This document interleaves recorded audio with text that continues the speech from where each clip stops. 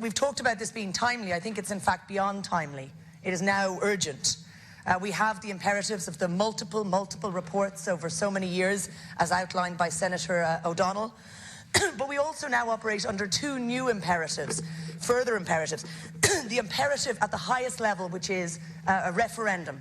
We have seen in the referendum in 1979 the imperative that the people gave us to reform in relation to the university panels, and we have seen now in the referendum in relation to the abolition of the Seanad, where people gave what I believe is a strong, uncontroversial, moral mandate for the reform of Seanad Reform.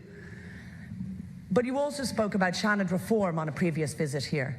Those of us who had put in a Seanad Reform bill on the very first day of this Seanad, recognising the mandate that came from the public in that regard, put aside our bill in order to engage, and I was one of them, in good faith, in an implementation group for the Manning Report that was in the government's programme for government.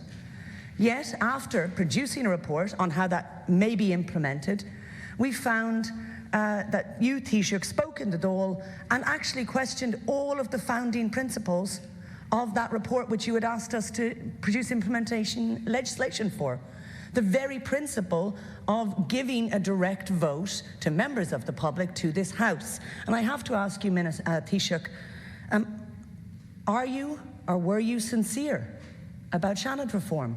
And if you're sincere about Seanad Reform, how can you deny the public a direct vote on this House? That 1979 referendum passed by 92%. 92% of citizens gave a constitutional imperative for the expansion of the university franchise. So we have a huge mandate for expansion of the university franchise. We have a mandate in 2013 for reform. We move forward and we have the Manning Report, cross-party work, bringing together all of the previous work on this, and the programme for government, which, Minister, you represent and over which the Taoiseach has ultimate responsibilities, includes a clear commitment not to discuss the Manning Report, but to implement the Manning Report. On that first day that we sat, 11 members of this House, including myself, Senator McDougall and 9 others, put forward a bill to implement the Manning Report. We were asked and requested by the then Taoiseach not to progress further with our bill because the government wished to engage, and explicitly the Taoiseach's office wished to engage and lead out on the process of implementing the Manning Report, so committed were they.